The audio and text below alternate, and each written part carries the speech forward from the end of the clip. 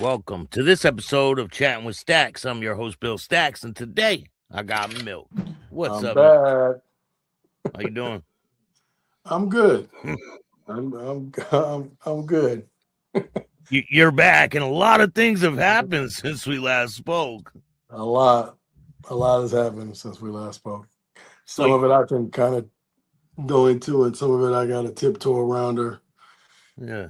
So last I time we mean, talked, you were going for national of the Chosen Few Motorcycle Club. And how long were you part of that club? 16 and a half years. Wow. Yeah, So, yeah. well, 2000 November, October 2009. But wow. yeah, how I said that I came in Phoenix. So 2009 in Phoenix was my that was my birthday, as they call it in the club. That's where I was birthed. And you were hanging around with Dahuru and all Yeah, these other clubs, right? Uhuru was my club that I came from.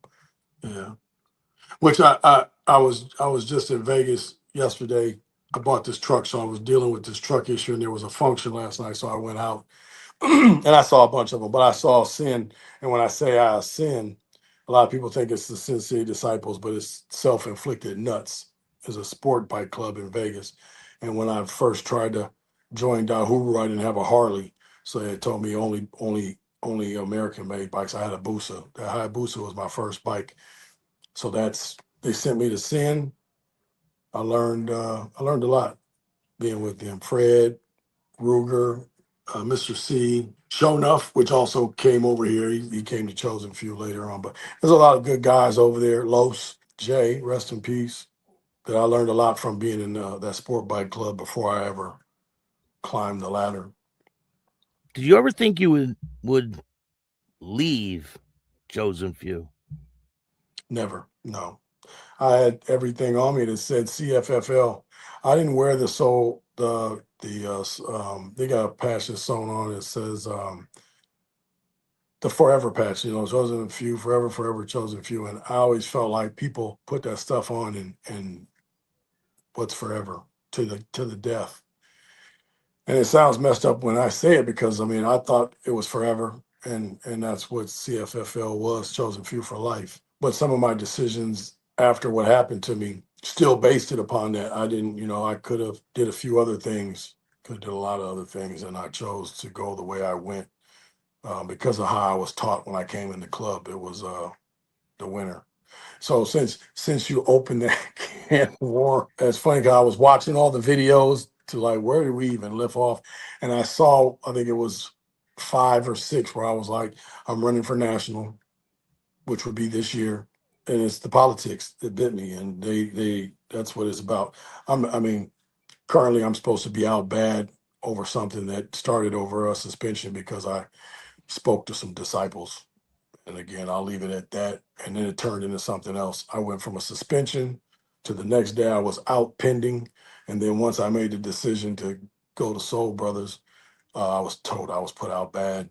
So I mean, again, it's there's a timeline to the story, and that's why I tell everybody, anybody can tell somebody something. They can tell you I'm out bad, or they tell you, but now let's go to the timeline of how did we end up here? Because when you say how did we end up here, that's it definitely has nothing to do with money. And a lot of people already know. I ain't even got to really spill it. It's about the politics. It was about that national seat. And you were a president, right? Yeah, yeah. And some of that is again, it's the inner workings of the way it's done. Like if I get suspended, I'm not active. I can't run. So it puts it into play that what they were doing and how they were doing it. And I think they thought that I was just going to sit down and just take it. And I would have took the suspension. I mean, I would have argued with people that knew that I wouldn't have been suspended until July, so I still should have been able to run. But I would have took that, especially for what the suspension was for. It was bogus, especially when you got other people that talk to other clubs. And I had just said in one of our interviews, like having relationships and being able to network and call people from other clubs to have that conversation, like how do we fix this? How do we resolve something? And that was one of my biggest things for Chosen Few was getting it back.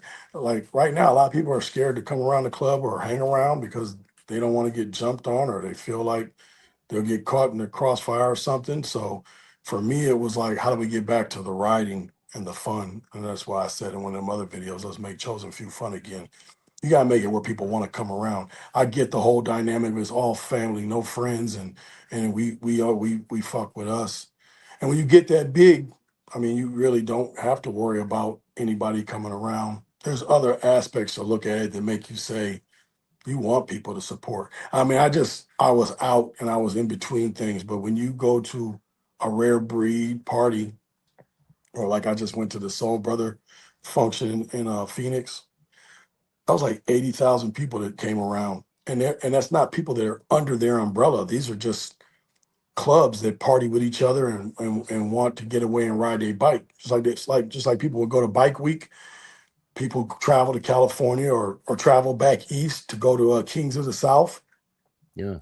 People want to go like the roundup, the black biker roundup. You know, it's an event people go to be able to hang and kick it with other people. I mean, at the end of the day, the motorcycle is the common denominator here. We all ride motorcycles, or at least are supposed to ride your motorcycle, and that's what brings us together. And then the people that support or come around because they like what they, the partying, or because of the women that come around, but still the common denominator is the motorcycle. And so for that matter, people want to go places and look at each other's bikes, or see who got the fastest bike or the loudest stereo. Put the fun in it, the bike games, picnics and stuff. There's a lot of people that don't sign up for the politics and don't want to be involved in the politics. But again, there's levels to the lifestyle. Say the club is having a problem with one group, another club somewhere in the country, maybe in another area, they're not having problems with them, right? So, how do you distinguish whether you're good to even talk to these people? Do they say no talking to any of these people? Is that like a rule or something? Well, no, when no contact means no contact. But I mean, again, you got people that you know don't talk to Stacks. Okay, well, you're not monitoring my phone calls, or or I see you over at Chico's house. Well, they didn't say don't go to Chico's. So if I see Stacks at Chico's and that's where we talk, it's where we talk. It's one of those. There's other places. So to answer that, it's more of a there are clubs that are if we got a problem in one place, it's across the board. And then you got people that it'll stay in the area that it's at. And even with Chosen Few, they were for the most part, if it was in one area, it was supposed to be across the board. But again, you got people that were trying to fix things. So it wasn't necessarily, you got to go all the way back to the wheels and the stuff that was going on back then to say, if there was no contact, you got people in different states that went to school with each other or grew up with each other, and then they decided to get into motorcycles, whether together or at separate times, but now have joined different clubs, and now there are, whether they're diamonds or they're outlaws. And so now I grew up with you. I went to school with you. We done played with women together. Like we've done a lot together, but now we're in different clubs, and now those clubs are beefing or really doing something to each other. So stay away from each other. Well, it's one of those things like I'll go after the guys, but I won't come after you because Yeah. of our. And you got actual relatives, brothers and cousins, and I would say fathers that are in rival clubs. So it's kind of hard to put stipulations on people or expect people to stay away from somebody that they grew up around. I think really it just comes down to what your conversations are, what you talk about, and as long as you're not talking club business, then it might be it might turn the other cheek. But I think with this situation, it was looking for a scapegoat to be able to. This is the angle to get me out of running. Weren't So you gonna run for the national before in the past too? But they said it was too early or something. yeah, yeah. So when I first came in the club, a lot of the stuff, a lot of the again, I mean, I fell in love with the history of the club, and for some reason, people were contacting me from other areas, like We like that it's mixed. How do we get down? And when I would take it to the ups, they would be like, "Well, you're already talking to them," and there was no Protocol to how you of do it, how right? to set it up. So they pretty much was like, "You got it, run with it." So how I originally started it and to where it's at today has grown, and it's a whole different. And of course, it should be how it is today, because when you got that many people trying to come back west for how I had set up, it's easier to deal with their regions. But the OGs at the time, there was a lot of them and they voted it down because there was a time frame. You had to have so much time in the club to run for national, and I was coming up off the probation period, and they chopped the time frame down so that right when I came off probation, it messed with when the elections was coming up, so I would have been able to run. And again, that's how Bishop and I had that first conversation where it Yeah, was but like, someone else was running. He wanted to run, right? yeah. So, and he's been in the seat ever since. So, again, I wouldn't change it. Like, even if I was to go back, no, well, that day, I would say, even knowing what happened today, I wouldn't change then. I would still have sat down and let him run it because, like he said, I I didn't know chosen few like that. I was learning it myself. So in setting it up, but also the relationships with other clubs, I didn't have those relationships back then with a lot of the other diamond clubs, just other clubs in general. So as I grew in chosen few, relationships grew. But again, I got out and rode my bike. I went to the East Coast on ground numerous times. I rode with other clubs on get-togethers and rides, building those relationships. So to go back, I would still say Bishop was the right man for the job back then. I mean, hell, shit, Big J could have been the right man for the job back then, but I wasn't that guy back then to run for national. Whereas today, yeah, I could have definitely done the job. So if So, you say you were still in the club and you did get national spot, what would have been your angle and what would you have done for the club? well, what can I say, and what can I word in another way? First off, there's relationships that I would have mended immediately because the stuff is not a club issue. It was more. It became, but it didn't start that way. So there's relationships that I definitely would have fixed. Then just the issues, the beefs that we got would have been the other thing. When you're fighting on so many different fronts, it's hard to watch your back with one club when you got numerous clubs gunning for you. Or again, you're losing people to these other clubs, and now you got people that know internal information that can use it against you. My biggest thing was giving the club back to the club. The body, the body wanted more of a say how it used to. Everything would be a vote, and it's gotten away from that. So it was more of a giving the club back. There's more to it, Yeah. and any of the chosen few that watch this will understand it and get it. There's things that I can't say or won't say, but it's deep, but there's OGs, and then there's guys that have been in the club in 5, 8, even 10 years that are like what they came into and what it is today is not that. I did have a call. I had a guy from the Midwest call me, and this was about a year ago, because a lot of people thought the elections was last year, July of 25. So I had people calling and was like, "Hey, are you going to tighten up or loosen up?" I think that's the way he had worded it. And I said, I guess a little bit of both, because there's things that definitely were changed that probably shouldn't have been changed, and then there's things that Needed to that, change, that we right? weren't doing. It probably should have, and would have probably made people do what they're supposed to be doing. One of the other key things is again, giving the club the say back versus just an individual, or an individual and the few that are around them having this is what we're doing. Boom. The body, the presidents don't have that vote where it used to be. And so now when you get certain things that are happening, trying to be mindful of my words, there's things that are happening that individuals aren't liking, and for that matter, it's like change was coming. And I think maybe he had things that he wanted to do that he needed more time to get done. So this was a way to hold on to the seat. A lot of people that have come in have seen definitely a change in the club and a direction that the club is going. So for that, it's still a rich history. And again, and I want to take that and spin it into well, to why I went where I went, because that was a hiccup and a problem. And even though he threw shit on the wall to see what would stick, I mean, blatantly, I wasn't out for what he was trying to paint the picture as. And So there's rumors out there that you're out for another reason.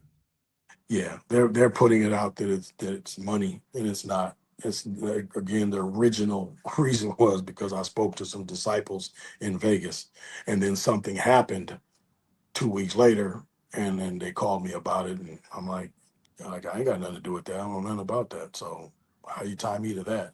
And that's where the suspension comes into play, and Yeah. then it snowballed from there. But again, you got to go back to when we came off COVID. We moved mother to Houston because California was still closed to being able to function. So that year we had everything in Houston, and I got into it with somebody, and they suspended me for conduct unbecoming an officer. I didn't agree with it. I would do it again because of the situation. But I took the punishment, and in front of the board, I told them, I'll be your huckleberry. Just make sure it's across the board, because there's a lot of people that get in trouble and then they get a smack on the hand or it gets swept under the rug. The punishment is not there. So if you're going to punish me, then do it to the ones. I'm the vice national. So if I get suspended, then a fucking hang around should get suspended. That's what I started telling people. Like, if the number two can get it, anybody can get it. If like it's like when you get in trouble with the police, give you a ticket, you can not pay the ticket, say fuck that ticket, and then when eventually the warrant and indication, now you got to go to jail, or you can Yeah. just pay the fine, be done with it, and get on back with your life. So Yeah. when you get in trouble in these clubs, and you take the punishment and get back in it. Now, as quick as I say that, again, I got fingers pointing back at me. That's like, well, listen to what you just said. Now, like I said, I got suspended in Houston.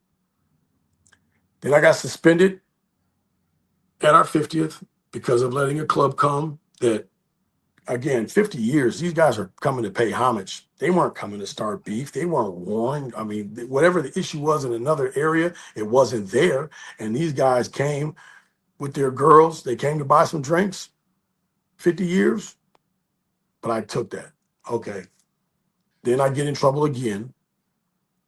But this last time was, it just so happened to be the same club, and I'm like, bro, you guys keep going and now I just feel like you're just going after me for what? Like, because up until I got suspended for the vice national, I'd never been in trouble in this club. I never did anything to get in trouble, suspension or fines. Like, I was, I wasn't a model member, but I wasn't doing stuff that I wasn't a loose cannon that always was in trouble and always getting it. But like I got a brother Chill, he'll tell you he stayed suspended, but he did his suspension and he came back. And he never just tried to go somewhere else. And when I told him what I was doing, he was upset with me. But again, the suspension turned into I'm out pending. Why am I out? And then you tried to do this to me back on the 50th. You And I said thank you to Bishop, but when he was like, "Yeah, they wanted you out the club," so you got people on a board that don't have half the time in that I have. Some combined don't have half the time or the time in I got, but yet they want me out of the club for something that happened that this wasn't. I didn't put people's lives in danger, so you want me out of the club? Okay, so then you fast forward to this, and it's like you want me out of the club pending that I show up, which I knew what was going to happen. You were either I would go in there and the meeting's over, so now I can't run, but you'll tell me, okay, you can be a member and never hold a position again, or I mean, I got time and miles. Even when they bumped it up to the 15 years, I got the time and miles in to retire. You can retire. But I didn't want to. And I felt like with this national seat, I knew I had 5 years left. I had a year If I lost the election, I got to go to mother and put the year in, hands down. And I would have asked for retirement after I did that year. But if I won, I was going to try and rectify the club and give the club back to the club. And then in 2030, whoever has that seat has that seat. I don't need back to back, or I don't need a legacy or in that seat. It was about trying to do what's right by the club. And that's where I was at with it. You know, when I came in the beginning, there was a few brothers. Well, really, it was Soul Brothers and East Bay Dragons. Soul Brothers was definitely the brother club. That's what we were taught, that, you know, they could call us prospect. They sit in our meetings. We could go in their meetings. Some of them had keys to each other's clubhouses. Those were our brothers. And if you were going to go somewhere for whatever, this didn't work out, because at the time they weren't a diamond, you could go there and there'd be no blowback. Even with all the little stuff that was going on over time, over the last few years, it's more like cousins fighting, relatives fighting. So it was never us shooting or taking each other's stuff. It was more of little squabbles, and it was more of okay, well, stay away from them. Just, you don't go to their clubhouse, they don't come to your clubhouse. We see them in public, open arms. And so for me, I had never run across a soul brother that had shunned me. I mean, I walk up. I don't wait for people to come in. I walk up and speak to everybody. But anytime I would see a soul brother at a function, I would always go up and speak. And not once did any of them be like, I ain't talking to you, or turn and walk away. I always still got love. So I know today a lot of them coming in don't understand the dynamic of how it was then. But what I was taught, I ran with it. So I had that meeting, and that's where I ended up. Is Soul Brothers a multi-ethnic club? Does it really even matter the out bad status? And were people shocked to know that you weren't in the club anymore?